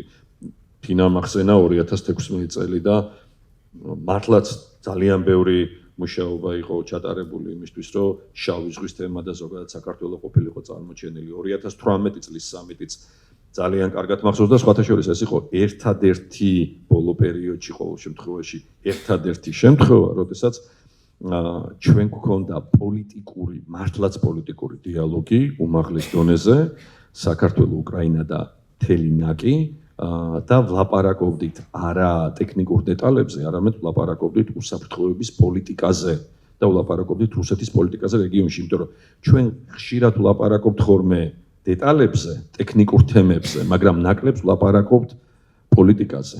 ნაკლებს ვლაპარაკობთ იმაზე, თუ რა საფრთხეები მოდის. და კიდევ ერთხელ ვამბობ, რომ როდესაც ჩვენ ვაცხადებთ იმას, რომ საქართველოს უნდა ევროპულ და ევრო-ატლანტიკური ოჯახში ინტეგრაცია. უპირველეს ყოვლისა ეს ნიშნავს იმას, რომ ჩვენ უნდა შევძლოთ იმ პოლიტიკის კეთება, რომელიც ჩვენ ინსტიტუციურად გვაქცევს ნატოს და ევროკავშირის შესაბამის ქვეყნად. და ეს უპირველეს ყოვლისა მოითხოვს საზოგადოების ყველა stakeholder-ი უკაცრავად ყველას მონაწილეობას. იმიტომ რომ თუ ჩვენ აი ესე გავაგრძელებთ როგორც დღეს ვაგრძელებთ, ამას ვამბობ გულწრფელად.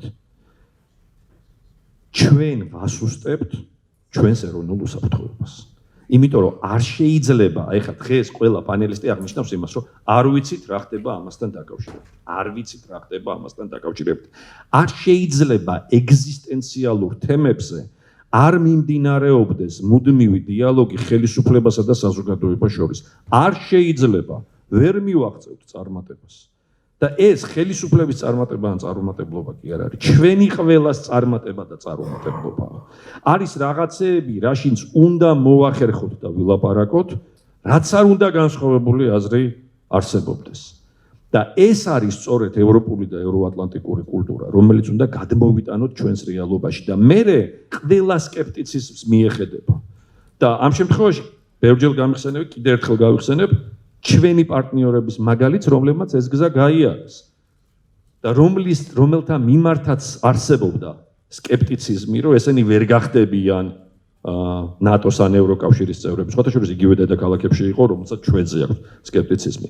მაგრამ იმ საზოგადოებებმა თავისი პოლიტიკური შემადგენელით ხო აჩვენეს, რომ მათ ეს შეუძლიათ. და ეს უნდა ვაჩვენოთ და გადავდგათ კონკრეტული ნაბიჯები და ერთ რაღაცას დავამატებ კიდე, როდესაც მადრიდის სამიტზე ვლაპარაკობთ, აუცილებელია, რომ სწორედ ეს პოლიტიკური კონტექსტი გაჩნდეს. და არ ვილაპარაკოთ მხოლოდ და მხოლოდ იმაზე, რომ საქართველოს აქვს ყველა პრაქტიკული ინსტრუმენტი იმისათვის, რომ მოემზადოს ნატოს წევრებისათვის. არა, უნდა გადაიდგას მეტი. უნდა ვილაპარაკოთ მეტზე. მაგალითად, საქართველოს დაშვებული უნდა იყოს შავი ზღვის საფრთხეების შეფასებაში. საქართველოს დაშვებული უნდა იყოს და უნდა განიხილებოდეს როგორც განუყოფელი ნაწილი შავი ზღვის უსაფრთხოების. ნატო უსაფრთხოებას უნდა განიხილავდეს არა მხოლოდ შავი ზღვის დასავლეთის ფლანგის, არამედ საერთოდ შავი ზღვის. იმიტომ რომ ყოველთვის უნდა დავსვათ კითხვა, ხო? იქით ამ მხარემაც უნდა დასვას კითხვა. რა მოხდა დღეს ვეღარ იქნება მსოფლიოში ბუფერული ზონები. შეუძლებელია იმდენად მწვავე გეოპოლიტიკური დაპირისპირება.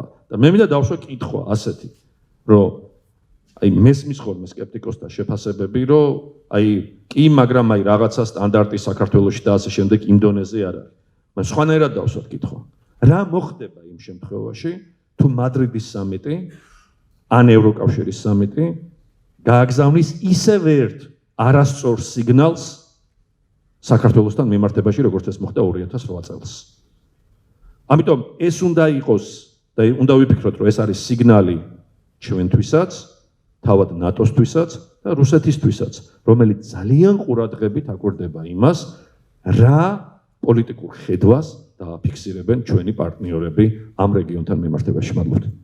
დიდი მადლობა კიდევ ერთხელ ყველა პანელის მცირე ცვლილება უნდა შევიტანოთ დღის წესრიგში, ძალიან გადავაჭარბეთ დროს და ამიტომ ჩვენ ბოლოს გვაქვს შეჯამების ნაწილი და დიდი ბოდიშის მოხდით გთხოვთ აუდიტორიას, რომ იქი აქტიუროთ კითხვების და მოსაზრებების გამოთქმაში. ამ მომენტისთვის დასრულებულად გამოვაცხადებ ამ პანელს. დიდი მადლობა მონაწილეებს და გადავინაცვლებთ 2 წუთი ტექნიკური შესვენების შემდეგ, გადავინაცვლებთ შემდეგ პანელზე.